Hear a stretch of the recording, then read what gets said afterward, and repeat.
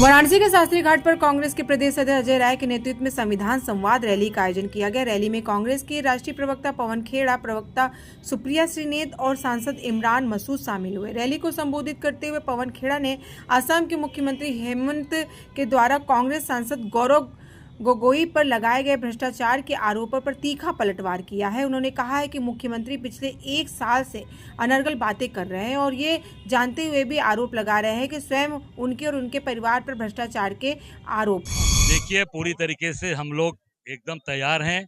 2027 कांग्रेस मजबूती से आगे बढ़ रही है और हमारा ये 5वां संविधान संवाद हुआ है। सीतापुर, लखनऊ, आगरा, सोनभद्र और अब आज बनारस और आगे अभी अलीगढ़ में होने जा रहा है और सहारनपुर से लेकर पूरे प्रदेश में।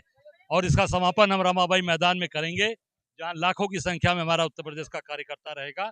और इस भाजपा सरकार को उखाड़ कर फेंकना है, जो अत्याचार अन्याय करने वाली, जो काशी को बर्बाद करने वाली है। बगल में देखिए, ये हमारे जीवनदायिनी हमारी वरुणा मैया, ये आज पूरी तरीके से सारे अधिकारियों का घर यही है। कमिश्नर से लेके डीएम से लेके सारे पुलिस अधिकारी, सबके घर के मलजल इसमें गिर रहे हैं। आप देखिए उठाकर, ये पूरी तरीके से ये गंदी हो गई और पूरी तरीके से आज ये बनारस में ये बर्बाद, मोदी के रहते सारी चीजें बर्बाद हो गई। निश्चित तौर से पूरी तरीके से देश के सामने आ गया और उसमें मोदी जी से लेकर तमाम बड़े बड़े लोग हैं, जो सारी चीजें जनता के सामने आ गई और कौन लोग उसमें शामिल हैं और किस तरीके से देश को बर्बाद किया, सामने चीजें। कौन सी खूबी के लिए भारत को और पाकिस्तान का बंटवारा कराने के लिए कि उन्होंने पहले देश के अंदर द्विराष्ट्र की जो परिभाषा दी थी वो पहले सावरकर साहब ने दी थी। हिंदुस्तान पाकिस्तान का बंटवारा कराने की जो नींव रखी थी वो उन्होंने रखी थी। बनारस में 9,000 मुस्लिम कह रहे हैं कि गोगिया जी जो हैं वो पाकिस्तान एजेंट से मिले हुए हैं। तो प्रधानमंत्री जी से सवाल करें कि प्रधानमंत्री जी ने बिना प्रोटोकॉल के सीधा लैंड, प्राइम मिनिस्टर ने अपना प्लेन क्यों लैंड किया था और क्यों नवाज शरीफ के घर के ऊपर उनकी माँ के पैर छू करके बिरयानी खा कर आए थे। अब हम बता रहे हैं ना आपको, प्राइम मिनिस्टर से सवाल पूछिए, वो बिना प्रोटोकॉल के क्यों गए थे पाकिस्तान। भागवत जी ने ये भी कहा है कि जो पॉपुलेशन की डायनामिक्स चेंज हो गई है और इसके लिए जो मोदी सरकार के प्रयास है वो अपर्याप्त है, ये कहीं ना कहीं मान रहे हैं। क्या डेमोग्राफी चेंज हो गई, उसके आंकड़े बताइए। कहीं ना कहीं वो उसके आंकड़े बताइए ना, उसके आंकड़े बताइए ना। संसद में क्या प्रधानमंत्री को खतरा है? अगर देश का प्रधानमंत्री संसद के अंदर ही अपने ऊपर खतरा महसूस कर रहा है तो उससे ज्यादा कमजोर प्रधानमंत्री कोई देश में आया नहीं है, इसलिए उसे इस्तीफा दे रहे हैं। ये अनर्गल बातें पिछले 1 साल से ये कर रहे हैं और एक तथाकथित एसआईटी की एक तथाकथित रिपोर्ट भी सामने रखी है। ये जानते हैं कि इनके और इनके परिवार के ऊपर जो गंभीर भ्रष्टाचार के सबूतों के साथ आरोप लगे हैं, 1.5 लाख एकड़ जमीन कैसे इन्होंने मोदी जी के साथियों को दी और इनके अपने परिवार ने कितनी जमीन ले ली, ऐसे अनेक भ्रष्टाचार के आरोप। उनसे बचने के लिए अब ये सबका ध्यान बटा रहे हैं। एक ऐसे परिवार पर आरोप लगा रहे हैं जिस परिवार के हमारे स्वर्गीय गोगोई साहब आधुनिक असम के निर्माता हैं, उनका ही अपमान नहीं है, ये अहोम के एक एक नागरिक को चोट पहुंची है। इस तरह के जो आरोप उन्होंने लगाए हैं, इन आरोपों का राजनीतिक जवाब भरपूर दिया जाएगा, कानूनी जवाब भरपूर दिया जाएगा और ये व्यक्ति बहुत जल्दी आपको जेल की सलाखों के पीछे मिलेगा। मोहन भागवत कह रहे हैं कि मोहन भागवत जी ने कहा है मुंबई में कि वीर सावरकर को भारत रत्न सरकार क्यों नहीं दे रही, अगर हम उस पैनल में होते। अरे वो खुद ले लेना भारत रत्न।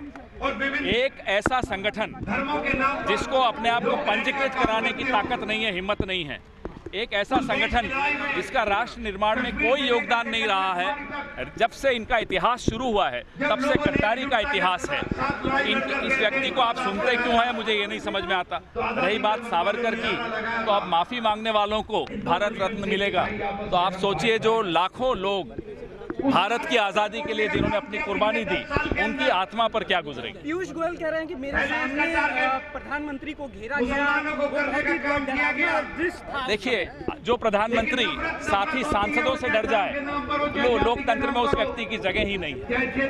महिलाओं से डर रहे हैं और ऐसी ऐसी बातें कर रहे हैं कि महिलाएं दांत से काट के कहीं उन पर हमला कर दें।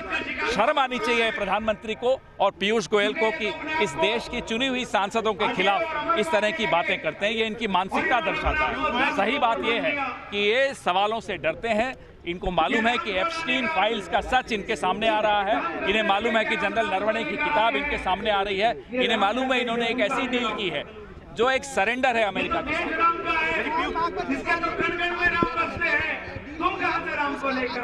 पूरा नहीं किया है, वो कर भी लेंगे तो क्या तोप चला लेंगे। जो किसान है वो जानता है उसके साथ कितना बड़ा धोखा हुआ है। मोहन भागवत की इंतजार नहीं कर रहा है इस देश में कोई भी। उन्हें लगता है कि कोई उनकी इंतजार कर रहा है। इस देश का किसान परेशान है, हैरान है इस डील से। अरे लिस्ट तो बताइए कि आप 0% लगाएंगे और अमेरिका 18% लगाएगा। आप 500 बिलियन अगले 5 साल में सामान खरीदेंगे, 500 बिलियन डॉलर का। एक सेकंड, और अमेरिका आपसे क्या खरीदेगा? लिस्ट तो सामने करिए। ये डर डर के क्या बात करते हैं? और डील की सारी घोषणा अमेरिका से होती है। क्यों आप नहीं कर सकते?